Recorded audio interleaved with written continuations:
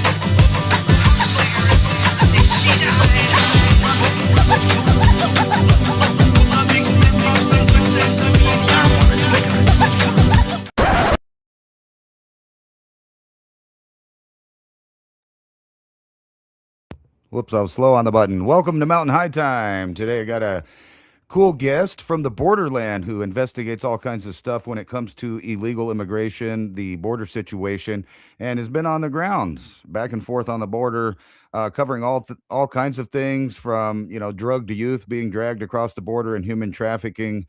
The different ways that trafficking is happening with not only drugs, but with people, which is, obviously a bad thing. It's our guest, Anthony Aguero. I hope I said the last name right. I pronounce things messed up sometimes. Welcome to Mountain High Time. Hey, thank you for having me. Appreciate it. How you doing, my friend? Pretty good, man. Pretty good. I've been actually following you on Twitter for a while and seeing a lot of your adventures that you're having, and not only that, exposing some really important things that need to be exposed that other people don't seem to be exposing. And I was watching your Twitter feed. I'm going to put that up for people that want to see that here. Wrong one. It's Anthony Aguero, independent reporter. And here we'll just skip to, one of the recent things that you've been checking out here is deportation flights. So tell us about what's going on with this. So I was tipped off by a gentleman that works at the El Paso International Airport, and he sees this happening, and so I guess he reached out to me and he said, "Hey, I think some of these flights, it's not looking like people are being deported." Now, the reason I am speculating of why these people are not being deported is as follows. When a deportation Airbus is getting ready to deport illegal aliens to a foreign country, there would be a mass presence of law enforcement, maybe even different law enforcement agencies out there assisting one another in the shackling and bringing the inmates or the detainees off of the bus into the Airbus and make sure that they're all shackled individually. So we would see a drastic police force or law enforcement force out there. However, that is not the case here. More often than not, when you see just a bus sitting like that next to the tarmac with very little to no law enforcement presence out there, it means that these people are pretty much on the free. So they'll probably be getting off the bus and jumping onto that plane without any kind of restraints or shackles. Unfortunately, I was out there for a few hours. I even did a live on X for a little bit. and it just happened. My phone died like right when the sun came up, and it was just like crystal clear picture of everything. And so I stopped the live stream because I felt it would be more convenient for me to be able to get good shots and video footage of the situation until my phone died out. But that's not to say that we are going to continue to go investigate this story. And so while we were doing the live stream on X, I asked some of the people that were watching there with me, and I even pulled out my app, my other phone, and I started looking up for the flight tracker, right? Yeah. And I looked up the plane number, and it turns out that it is actually busing these illegal aliens to other cities around the country, unfortunately. Now, that's not to say maybe they might be picking up other people, but it's just like first and foremost, these individuals would all be handcuffed. There would be a massive police presence out there, law enforcement agencies working hand in hand and collaborating and making the travel or the removal of these individuals a success. We're not seeing any of that. I only saw one Border Patrol agent in one Border Patrol unit, and two of these vans from a private contractor. The company name is called Trail Boss, I believe it is, and they have a contract with the government. And oftentimes, these would be some of the uh, companies that would be moving the migrants throughout the country. Trail Bosses no is not new to the government. It has been used for several years, at least since I've been covering this. They're kind of a big player in the whole immigration and transportation of these illegal aliens around the country. So it was just very sketchy to see that.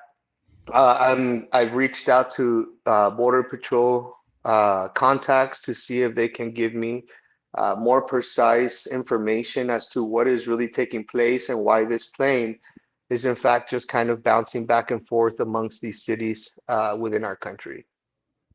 Yeah, it really is reminiscent of some of the Biden era stuff. You know, I used to go down to the El Paso border. My wife is from Mexico City, so we travel back and forth a lot. And we were seeing, you know, the buses picking them up, not dropping them off at that newer, I guess, holding facility that on the north side of El Paso. And we were Mhm. seeing just buses of people loading up and going further in the US. I mean, it was happening constantly. And this is really reminiscent of that. Do you think it's possible that some of these people are going to court dates or trials or things like that, possibly? I mean, it could be we can't face that out completely. We can make our assumptions, right? But it just felt I feel like I have PTSD from the last administration. So the Right. minute that I start getting the same little incline, the same little feeling, and that's why I'm giving this administration the benefit of the doubt because at some point, although we're not seeing no mass deportations, although we're not seeing nowhere near the numbers that we were rooting for and hoping for, in fact, they definitely toned it down. We've seen the rhetoric definitely be brought down. We've seen President Trump now backtracking, saying that some of these people are good people, and they all. I mean, I did not vote for you to have sympathy for these criminal invaders that came across the border. I am from a family of immigrants that have done everything by the book, regardless of how long the process is. We all know that anything worth coming is not going to be coming fast, cheap, or easy. Right. Anything worthwhile doesn't come fast, cheap, or easy. So I saw family members scrape up to the last penny, have to go and fight for the last document, wait their ass in line, have to study the constitution of the country, have to learn English, have to go through the whole assimilation process that took years for Right. these people to then just get a pass and do whatever the hell they want and get free medical, housing, assistance. See, people don't grasp the fact that a lot of these people can work. A lot of them decide not to because they're here on on their protection status, or they might be here waiting for their court date.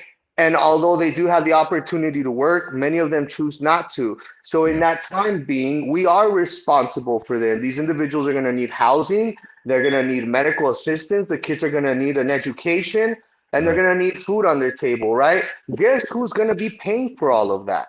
That's us. That's exactly right.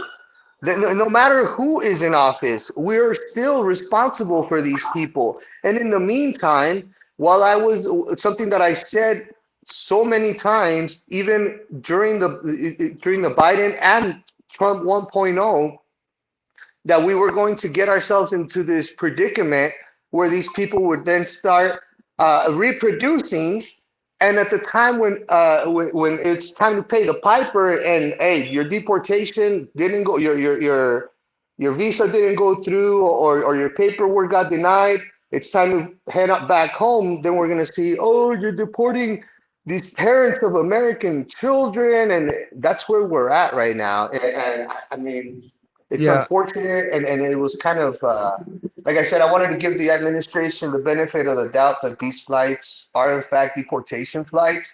Right. But from what I saw today, early this morning, and based on the travel logs, it's not looking too good. Right. And I mean, of course, that Americans have sympathy for people in need. That's without question.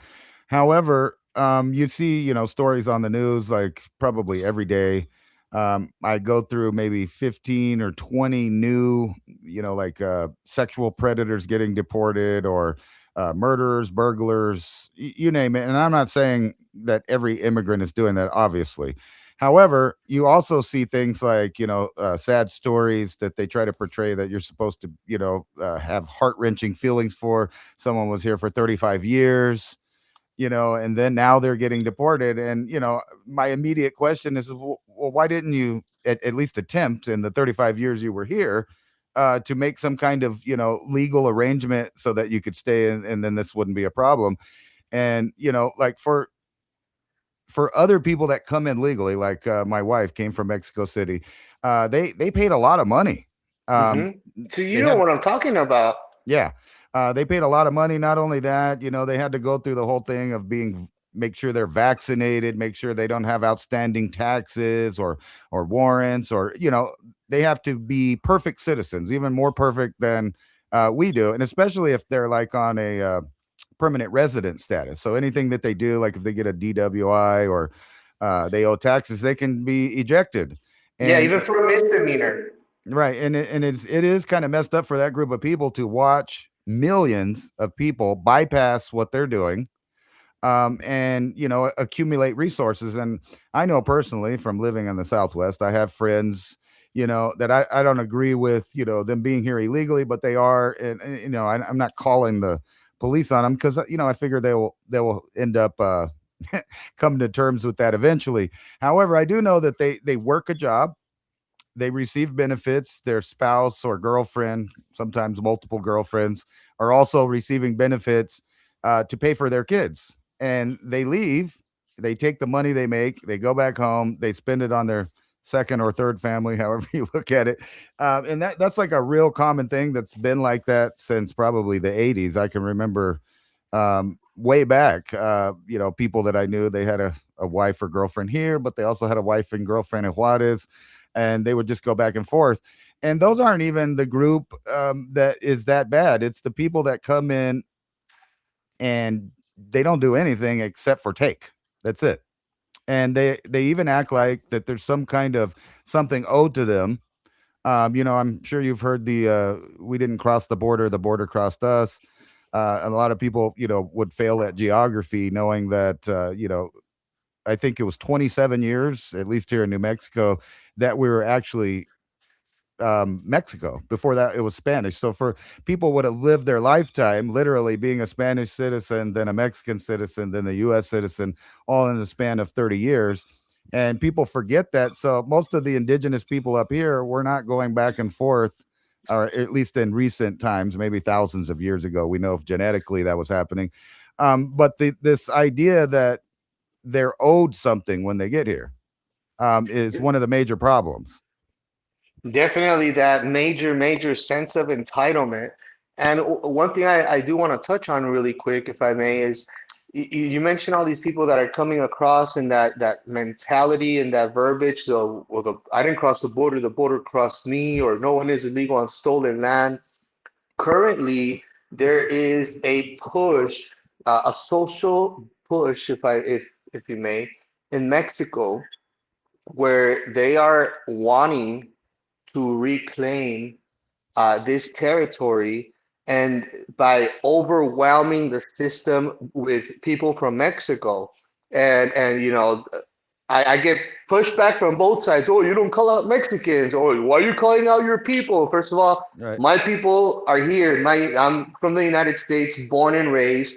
If you were born in the United States, you're not Mexican American. You're not Right. Mexican nothing. You're an American citizen. You can't go to Mexico as a U.S. born citizen and say, I'm Mexican, because they're going to laugh at you. In fact, you Right. don't even want to. That's just the reality of it, you know?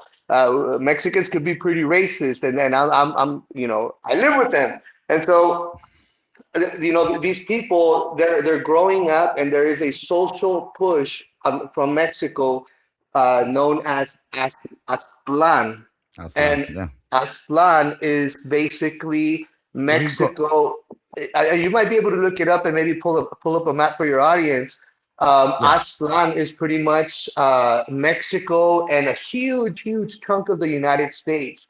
And that is a social push being done onto the citizens of Mexico by a lot of their school indoctrination, and a lot of the culture of that's going on down there. If you see this map and you start really analyzing the population based on demographics and on nationalities, you're going to see how much Mexicans have in fact come up here and have began occupying this territory.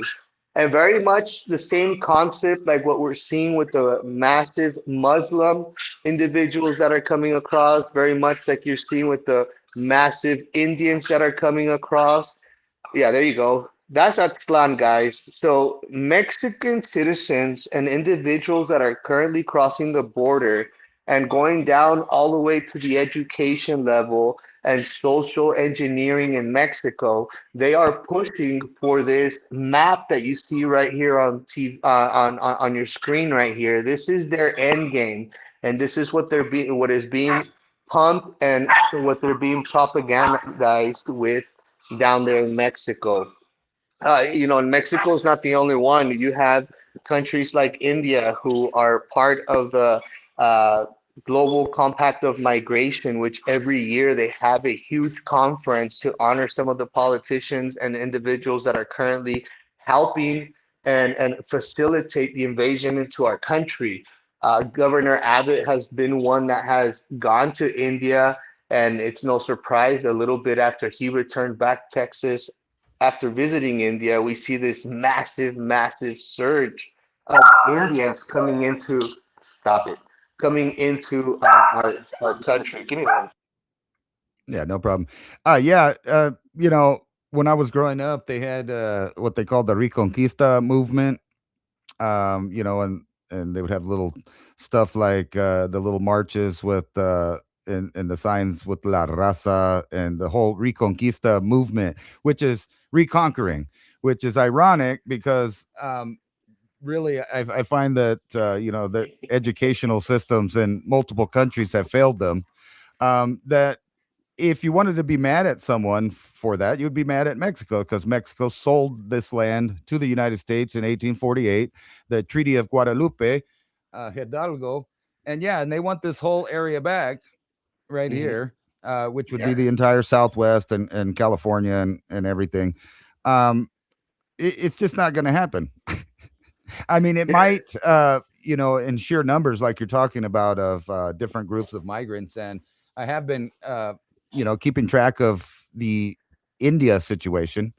And some of this wouldn't even be that bad, and I don't think people would be against it if it was more of an assimilation thing, and it's just not. I mean, I was watching videos of I don't want to be mean about it, but basically they were pooping in the water places that locals go fishing, and pouring milk and honey and having little ceremonies, and then just leave all the trash in the water. And not to be offensive, but that's why India looks like India does now. And we don't, that kind of behavior, we just can't tolerate it. It would be different if there was more assimilation with it. But you're right, there are major NGO groups around the world that are pushing, in my mind, to destroy and dissolve this idea of individual liberty and constitution that we have here, by just slowly eroding it with mass migration. And I know there's different terms, the Cloward and Piven, there's, multiple different ones that just state basically that they're going to flood the United States with anybody and everybody.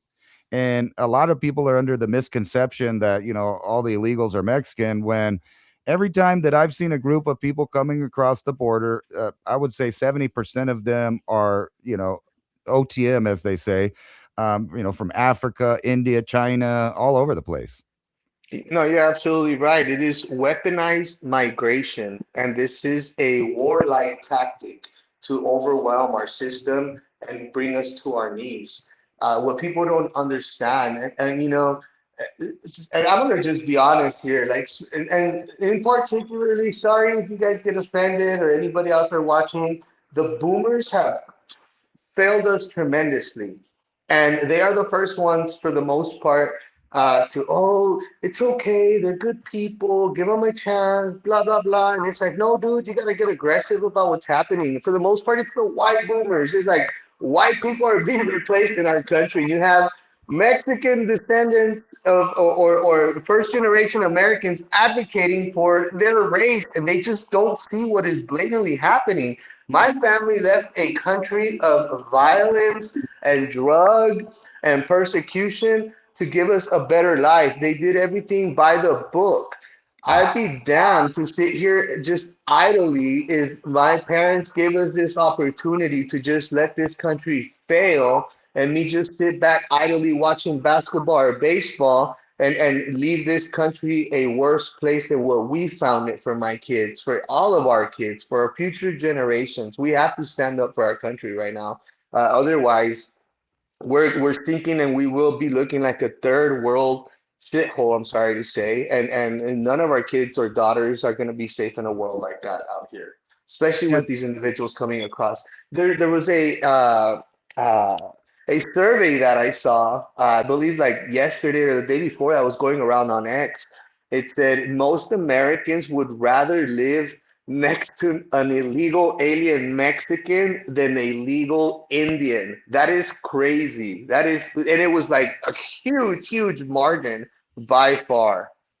well, one thing I think that it has been, kind of a stopping point for this globalization idea.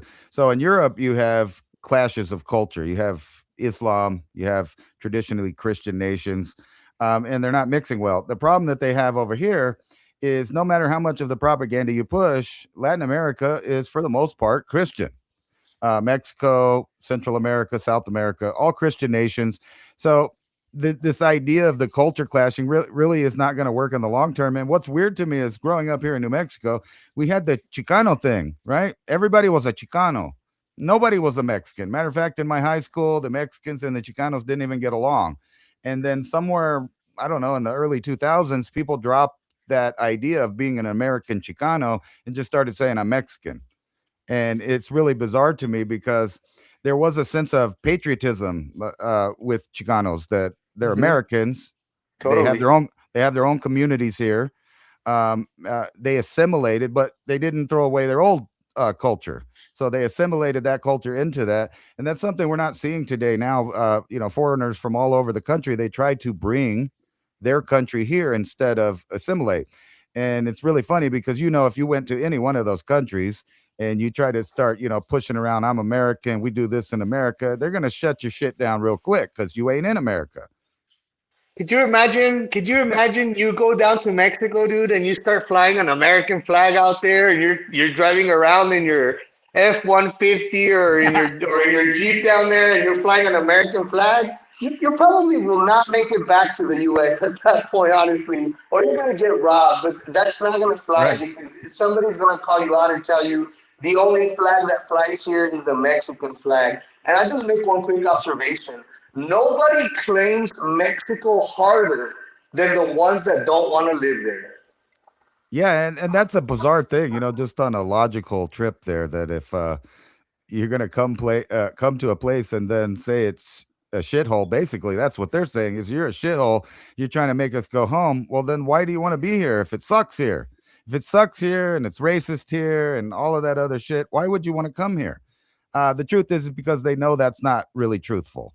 And It's a great place to be, especially if you try to succeed and you're not into like I would say like the left coast ideology of shit on the sidewalk and uh, you know all kinds of different drug users everywhere. And actually, I see a lot of that here. I see California style homelessness, drug use right out in the open. It's just pushing this way. Like even in small towns, we'll get like a group from Arizona that comes through panhandlers, and then another group will come from California. And they realize there's just really no resources here. So they have to move on to bigger cities, probably El Paso, Albuquerque, wherever they go, so that, the panhandling works. And those are American born problems. Those are not even problems that are coming from somewhere else, unless you count the drug flow. But those are Americans with the demand for the drug use that are basically shitting on the place where they live. They've given up. And, when you have all of these different factors attacking kind of the morality of, a nation, not just the morale, but the morality too. Like, what's good. You have these cities that just are accepting of everything. Everybody can come. We'll pay for everything. We'll pay for the drug users. We'll make it against the law to defend yourself. I mean, the whole thing is kind of dissolving, and not to bash on the administration, but it's kind of taken a left turn, if you will, in the second administration. And I know a lot of people were expecting millions and millions of people to be removed, and I never really thought that that was going to be logistically possible. But now we're hearing rumors of amnesty. So it's kind of like a Reagan, era thing where they're going to remove what they deem as the most dangerous people, but leave the majority of people and give them amnesty. That's where it looks like it's going to me. and that's the worst thing we could do because after we saw Reagan do that, California just went to shit. All of California went blue. So what Yeah, the hell are we doing? We know that these people are eventually going to vote blue. They're going to want to bring their cousins and primos and abuelitas and the whole family over here with the least effort possible. Even if it means bringing them over illegally, it doesn't matter to them. And so right. the government knew exactly what they were doing. They were importing millions of individuals who have been mentally brought down, destroyed by their previous government in their home country. They brought in a slave working force, pretty much, that was not forced to vaccinate. Obviously, they needed a healthy working force, but they did mandate the jab on all Americans, even our service members. Why? This is a soft kill depopulation agenda where they are trying to take down the United States. They're trying to take down the culture. They are trying to take down the red blooded Americans from this country and beat into your head that you must accept these people. These people are here to help. Americans are lazy. They're here to take what Americans will not do. Tell me, bro, how many of these illegal aliens that are coming across the border are genuinely going to go to the fucking fields? None. They're all in fucking Uber. They're all doing whatever job is easiest for them. For crying out loud, we have technology out at the border. We have individuals that have work permits already in place where these farms, these ranches are to capacity holding these individuals. I see it when I'm in Arizona. I see it when I'm in California. So when they tell you, oh, these people are here to just pick fucking tomatoes and bananas and shit, it's like bullshit.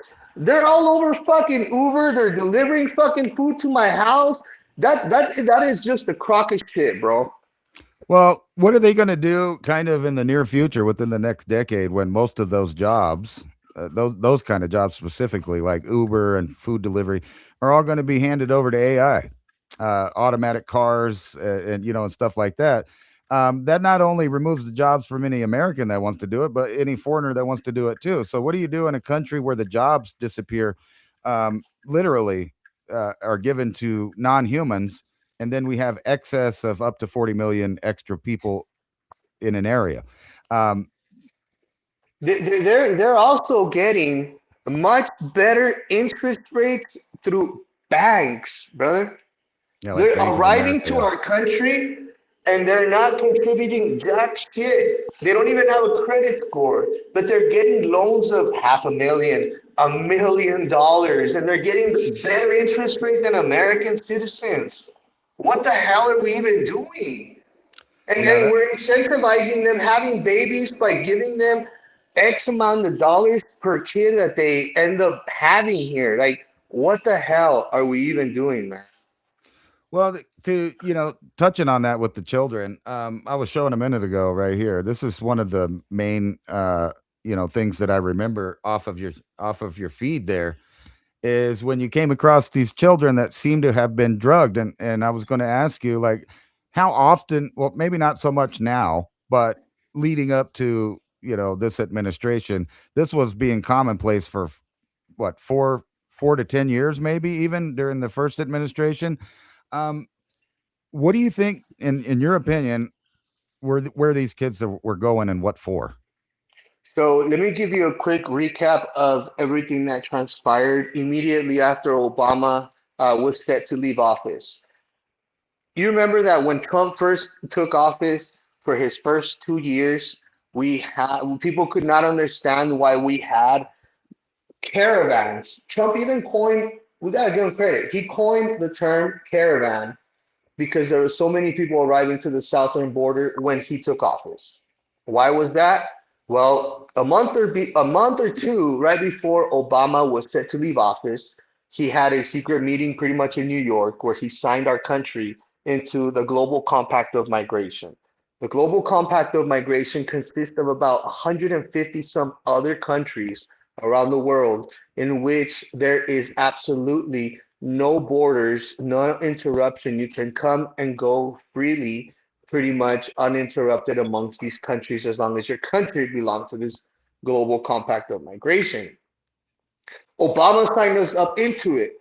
Canada signed it. Mexico signed it. And when you're having all of these people arriving into Mexico, into Canada, it was easy for them just to make it into the United States. We really had no choice than to kind of take them in because Obama signed us up for 2 full years. That was in 2016. Right before 2018, the United States was poised to sign the agreement again. President Trump said, "Nope, I'm not doing that. It doesn't line up with what I'm trying to accomplish. It doesn't line up with the values of our Constitution. People got to do things different, right?" So he declined to sign it. That's when we saw the caravans kind of disappear. They stopped coming into the United States, but they were still arriving and currently still are into Mexico because Mexico and Canada are not our friend. They're still allowing all of these individuals to arrive into the country. And these both of these countries are not stupid. They very much well know that these people that are coming into Tijuana, Ontario, their end game is to cross illegally into the United States. So Trump pulled us out of it. Is my understanding, Biden signed us right back into it. Now we're back out of it. However, Mexico and Canada are still very much involved. And so, although US tax dollars kind of stop being funneled or sent to some of these organizations or NGOs, they are still receiving foreign money. People like George Soros, who are vested in, and other countries that I'd rather not touch on because that will be called names. There are other countries that are involved in facilitating the invasion of the United States. This particular little country seems to want to destroy our country rather than be a true friend of ours. And so a lot of the people that are involved with these NGOs are still receiving money from this tiny little country that just has so much money. that they are able to distribute like that, and it is affecting us here at a local level, unfortunately. So Canada currently there is no border. I was just out there in October. It is just so vastly open, brother, that it would be nearly impossible for Border Patrol to be able to gauge how many people are even coming in.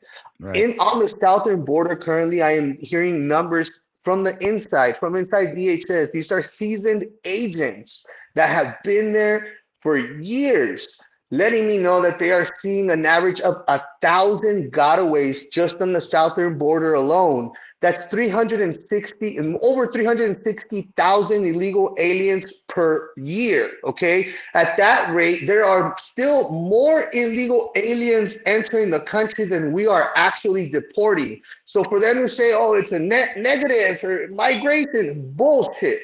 Maybe Right. on numbers of individuals that were apprehended, okay, maybe some are apprehended and redeported, right? But Right. there are still cases where people come in with a valid asylum a case with valid life situation that they're allowed into the country. Yes, those cases are still they still exist, and yes, they are happening. Has it drastically reduced? Yes. I just took a border tour from East Texas all the way to the coast of California. Most of the checkpoints on I-10, except for one, are closed. Why? Why? These are like the pipeline right into our country. These are like the main vessels. These are like the artery veins into our country, and they're unprotected. I was speaking with Border Patrol agents out in the Campo sector. One female agent tells me, man, we've been so busy. Thank you for being out here. We have been very busy these last couple of weeks. A lot of people attempting to cross over. Meanwhile, and this was a more seasoned female agent. Meanwhile, I'm down on the actual border where the actual barrier is, and I'm doing my investigations and I'm finding a legit corridor of illegal aliens coming in. And I'm asking the agent, I'm like, hey, dude, have you checked this location? And I'm trying to show him on the map. Cuts me off mid sentence, and he said, how much longer are you going to be out here? Dude, there's shit happening right here in your workplace, like less than half a mile from where we're at. You could just tell me, oh, let's go pinpoint me where it's at, or drop it on a pin for me, or show me on your map. No. How much longer are you going to be here? And these are like the new kids that are out there, bright green, new starch uniform, Yeah. they really don't know what's going on, but they're more concerned what or how long a American journalist is going to be out there for. It's ridiculous. But the fact of the matter is, this administration is being very cautious on the linguistics that they use when they say zero catch and release. Maybe, unless they have a valid asylum place. But there are individuals, at least 1,000 gotaways, and those are just numbers, by the way, of individuals that are seen on camera, drone, or sensors. There are there's more areas on the southern border that are unprotected than there actually is protection. Oh yeah. Those numbers that I'm giving you is just the little spots that happen to have a camera, a sensor, or a drone flying over, and Border Patrol never made it on time. The number is way higher than that, and that's just on the southern border. The northern border, we have individuals coming in, the same criminal organizations that are operating on the south are now on the northern border. I was able to identify stash houses that I documented, trafficking routes out there. I even found a property that has a wooden built bridge. It looked like a little Mexican built it real quick so that they don't have to get their feet wet, so I could just cross right over. And I'll probably be sharing that here in the next day or two. And you see all of the vehicle tire tracks all up and down these fields where they just arrive. And then I get the impression that when they arrive, they're very disciplined because they go all the way down the edge of the property. Once they turn and they are right next to the border and they make the pickup, you see them just scram out of there like a bat out of hell. I think the adrenaline kicks in, and Right. the tire tracks are just like all over the field, and you can just follow them. And I'm able to uh, observe them with my drone as well, so you kind of see the pattern of the cars that go in and out of there. But the northern border is completely unprotected. There are areas currently in New Hampshire and in New York. Sorry, my little Belgian is very mouthy. Right. There are areas in New York and in New Hampshire where there are off-road trails that usually were used by families, people trying to get away on the weekend or whatnot. These trails are now being exploited by criminal organizations by using these fancy, like razors and ATVs. They're no longer quads. They use like these Yeah. fancy off-roads. They're bringing individuals across the border up to 100 miles inland because they're bypassing all sorts. To begin with, there's very little police presence or law enforcement presence out on the northern border. But Yeah. second of all, they are completely bypassing any kind of law enforcement by taking these off-road tracks. And on these off-road trails, there are small hotels, there are small little stores, and even areas that sell you gas for your ATVs or your razors out there. Guess who's exploiting these small family businesses? The cartel is the criminal organizations that are out there Right. bringing people in. They're driving them straight down up to 100 miles. Yeah, that is crazy. And it's kind of well known that there's really no protection on the northern border. And even here on the southern border, I could take you to 10, 15 places right now where people cross daily. Hmm. Not only that, and there's brazen people, I guess they didn't hear about it or don't have the connections or whatever, but they'll jump over the wall right on the interstate in El Paso, like just flop down. There's some guy broke his legs not too long ago doing that. Um, and it's just a complete disregard for any national sovereignty at all. And then we have this you know, I'm going to go ahead and call it a failed narco state because of the president the president of Mexico continually to acting like there is no cartel problem. At every turn, she acts like it's not a big deal, and if it would be, and she puts it in a way that it would be worse if they confronted the cartels. So we need to just leave them alone so there's not violence. And I'm sure you saw that whole thing breakout in Cancun not too long ago, and also was at Puerto Vallarta, I think, on the other side, where they were just burning cars and going after people and stuff.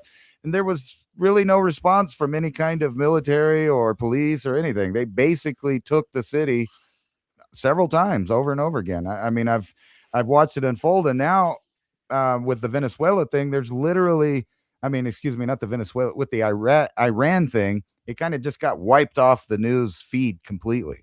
So now we're only paying attention to the Middle East, and like you said, all of this stuff is still going on. It never stopped.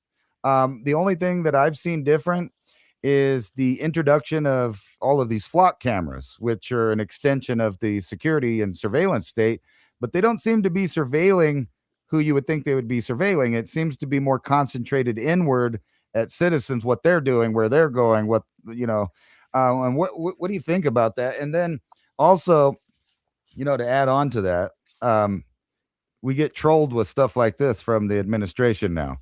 That's the worst, dude. I mean, it's ultimate trolling. It's making a joke out of both topics. I'm not all into the UFO topic, but it's basically trolling both topics and making it seem like neither one of them are important enough to worry about. It's they're not reading the room. I want to be very careful with how I. They're definitely not reading the room right now. This is not helping any American whatsoever. It's not helping us with gas. It's not helping our beef prices. Putting your face on a $250 bill that most Americans will probably never see is ridiculous. That doesn't help us any. You slapping your name on buildings, what kind of legacy are you leaving when you have completely failed us? You Right. did a 180 on us. I didn't leave MAGA. MAGA left me. Yeah. You left me out to die. This is not what we signed up for. We are an occupied nation. We need Yeah. to speak clear, consistent with the truth. Right. And as much as sometimes it is hard for us to admit, or for some people to say, you know what, I was swindled, I was fooled. some people, their cognitive dissonance will kick in, and oh no, he's doing such a great job. And it's amazing to watch some of these mainly boomers and some of these sellout shills that are just propaganda mouthpieces doing their Right. mental fucking gymnastics. I literally sit here and I sip my coffee sometimes and I fucking laugh, dude. I can't even get mad anymore. I literally laugh at these fucking jokers because it's just ridiculous the mental gymnastics that they do. And it's always the low IQ goyim that fall for this nonsense, brother. It's fucking ridiculous. Nothing but Fed slop. It's really sad to see that this is the current state of our nation. That we're supposed to be entertained and oh he's so funny. He's trolling us. He's fucking laughing in your face. This admin and I quite frankly I don't even really think it's Trump running none of that. I I, think it's somebody else that is doing all of that. Trump probably can't even doesn't even know how to screen record on his iPhone. He probably doesn't even know how to meme. All that stuff is coming out from somewhere else. Somebody else is running that show, unfortunately, from my personal opinion. And it's really, really sad to see. And so when I'm out here on the border, I try to give them the benefit of the doubt because they came in talking a really good game, but right. I'm pretty disappointed. I'm not gonna lie to you, man. And to go back to those flock cameras, I'm sorry. To go back to those flock cameras, yeah, this is all a major surveillance tape coming in by a small group of people and people like Peter Thiel, some of these big tech bros that are trying to lock our country down for other foreign nations. And the reality is that we are in danger as American citizens. Anybody that stands up to this regime right now is considered a terrorist. If you're against the new AI surveillance data centers, you are now being classified as a terrorist in our country by the DOJ. That is extremely, extremely alarming. That should not be the case. And quite frankly, we need to start really thinking. You remember a few years back the FEMA camps that Jesse Ventura and Alex Jones came and Absolutely. reported on, they're still there, brother. I know, and they've built all these They're new ones that hold up to they're 400,000 all people. there. They're all there. They're fully staffed and operational, but they're empty. It just kind of starts putting things into perspective. What the Right. hell is really going on? What the Well, hell is really going on? I don't know if you're familiar with Operation Night Train or Operation Garden Plot. These are from early 60s, 70s, but if you read into those, what they talk about is how the administration could take power from everything and to specifically remove up to 400,000 or more combative illegal aliens. And this is an old thing. So you've probably heard of Rex 84. So this is all Yes. similar. So they've built on. It started out as Operation Garden Plot, then it moved to Operation Night Train, and then Rex 84. And these are all continuity of government think tank programs that they put in place. So when people argue like why don't they do this or why don't they deport, they've had the legal power that they gave themselves since the early 60s to take care of any of these issues. And then you see that they haven't done that. They've actually worked in the opposite direction of even those continuity of government programs. But when you really read in the details of those, even then, they were more worried about groups of voters than they were the groups of illegal aliens. They were worried about the groups of voters, getting together, feeding themselves, arming themselves, protecting themselves, basically the American way. And that's been the problem. And what you said a minute ago is really ironic. I'm sure you remembered a few years ago when everybody was kind of moving to MAGA, a lot of Democrats, left people. And one of the things that they commonly said is, I didn't leave the Democrat Party. It just went way far to the left. And you're saying something similar to that. Like, I didn't leave MAGA. I still believe in making America great again. I believe in the ideals that were being pushed. The problem is we're not doing them. We've kind of skipped over to a different program, and it is right in your face. And there's people that are so it's like that Matrix scene, you know, how with the red dress, that people are so entrenched in the system that they'll fight you to defend it. So when you Okay, point yeah. out that, you know, hey, this administration's doing stuff that was opposite, which I got to be honest, is literally the catchphrase almost for every administration. You know, like you had George Bush, read my lips, no new taxes. The first thing he does is put a bunch of taxes. And then you got George Bush Jr. We can't be the policeman of the world and go around. Then right away we're into Iraq, you know, being the policeman of the world. So it's been every single president. Matter of fact, you can even go and find clips of Hillary Clinton and Barack Obama and Jerry Nadler and all of the main Democrats talking about how we can't have open borders and an influx of, but something happened where they just switched their tune completely. It was right about when Trump got in. And this is a weird thing to me. See, I never liked the idea of everybody getting together uh with a single political uh ideology and then putting on a uniform. And basically that's what happened with the MAGA hats. So what that allowed for the government to do literally is spot out all the people and what their views are and then put them in a category, and amongst those people there's probably about, I'm going to say 3% of even those people that are more willing to, you know, like defend or fight to keep things in the ideals that we started in. And you kind of saw that with January 6th. They spotted out all the main people, all the targets that they wanted to you know, identify, and they've all put them in a box and basically neutralized it.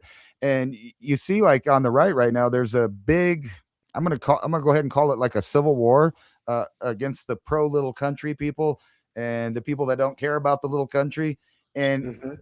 I don't know how that's going to turn out, because basically you have that on the left and the right. That's the same thing. That's the one thing that you'll notice that all of everyone will vote for always. Yeah. It's to support that little country. That's the one thing that unite that both wings are united by that one little bird. You know, because had it listen, let's just analyze this, okay? Had it been Kamala in office, she would have sent us to war as well, because Yeah. she also marches to their tune, right? Right. What would then MAGA's reaction had been? Well, we'd have been anti-war, right? Well, Yeah, it let would me. have been crying out. It got us into war, Ronald. Look at these high gas prices. What's going on? No Food. accountability for Epstein. They would have been fucking crying wolf. Yeah. Crying wolf. Had we just switch Donald Trump for Kamala Harris.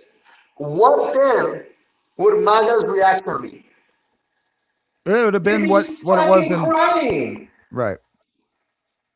It's Yeah. it's just it's such hypocrisy. It's disgusting, and to see so many people now, just like our Texas senators, Ted Cruz. I just filled up in my gas tank for $3.99. It's like, motherfucker, last year under Biden it was like 225. What are you trying to flex here? We're supposed to thumbs up that you're getting $4 a gallon.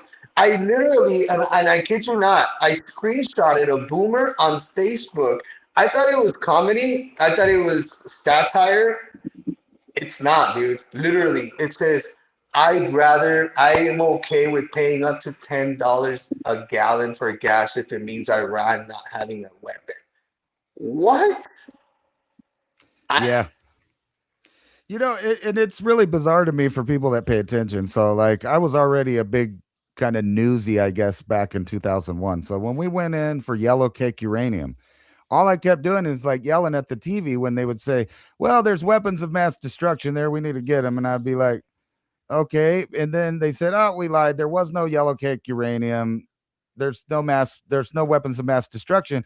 But you notice they never brought up that the US actually did sell weapons of mass destruction to Saddam Hussein. We gave him mustard gas, sarin gas, anthrax, all kinds of other things. We never talked about that. Well, there is weapons of mass destruction there.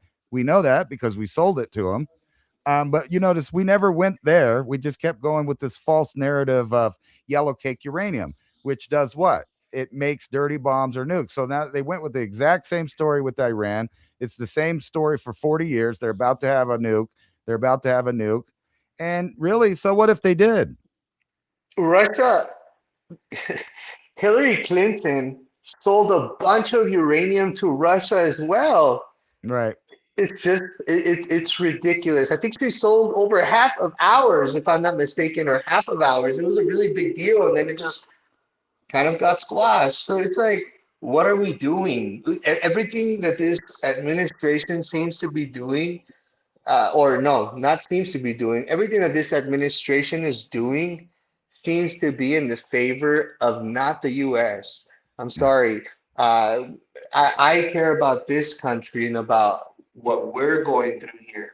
We are importing, I believe, Argentinian beef, right? Because there's a shortage of beef, while Right. we're selling American fucking beef to China, bro. Right.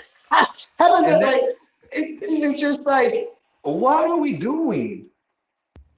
well, that's really funny because you brought up Peter Thiel there, and he ran off to Argentina. He enrolled his kids in school down there. He doesn't even want to be up here. Hey, He has, remember those forest fires in Argentina a few months back? yeah. I wonder what they're doing with that land that just coincidentally happened to burn down. Well, It's not either going to be a data center or it's going to be a tiny a country smart within city. a, yeah, or a little tiny country within a tiny country. You know what I'm saying? Like, it's ridiculous. Well, not to get too woo woo there, but yeah, or out there. But it's not just Peter Thiel. It's been some of the families that traditionally in power. You have T. Boone Pickens bought up a lot of water rights in the U.S. The Bushes notoriously went down to Argentina and bought up all the water rights. So they do have plans for the Southern Hemisphere. And not to just throw it out there, but it seems like basically they're just going to shit on the Northern Hemisphere and all run off and then repeat the process in the southern hemisphere. Yeah, the parasite needs a new host. It consumes one and moves on to the next, it seems like. It's unfortunate that we're allowing this to happen. With that much money already wasted on other countries' wars and having to send help to other countries, we would be golden here in the United States. We would be able to have universal health care for everybody. One of my influencer friends just broke his arm and had to go back to his country in Japan because they were charging him over $38,000 to fucking fix his arm, bro. And over there it Damn. cost him, I think, like $1,800. So of course he's gonna book the flight, go back to his country, Right. get fixed, and came right back. But that is what we're up against right now. Unfortunately, it's not looking good, my man. But all we can do is just try to stay hopeful and pray for the best outcome and try to continue to open people's hearts and change their minds with what's really happening right now. Because if we don't, nobody else will. We have to break these people out of the matrix. People like you and I have been considered already enemies of the state for discussing Oh topics yeah. like this. And so, we're not new to this. Right now, we might face a little backlash and, oh, you're crazy and this and that. I'm done following you. Whatever. We're going to continue. We're not going to change our values and our way of thinking. And I'm still America first. I'm still make America great. However, a lot of the things that are being perpetrated right now are definitely not in our favor. Rather, they are hurting us tremendously. And so, I'm just trying to stay on a path, on a positive path, and just continue reporting, and hopefully, good hearts will prevail. Sweet man. Where could we find you on the internet? I'm gonna go ahead and put that on the screen here. Great, thank you. Uh, Yeah, over there on, I'm usually on X. I have a pretty good presence on Instagram. I post some pretty funny stuff out there that probably doesn't nice. make it on X. But yeah, Anthony Aguero live on Instagram, Anthony Aguero on X, and you guys can follow my small business page, Border Network News. It's at Border Wars USA on X. We also post stuff on there, so. I greatly Nice, man. appreciate your time and thank you for sharing your beautiful audience with me for a few minutes, brother. Thank you so much. Sweet, man. We appreciate you coming on, and you're welcome back as a guest. If you have any stories, we're all ears. We're listening. Everybody's in it together.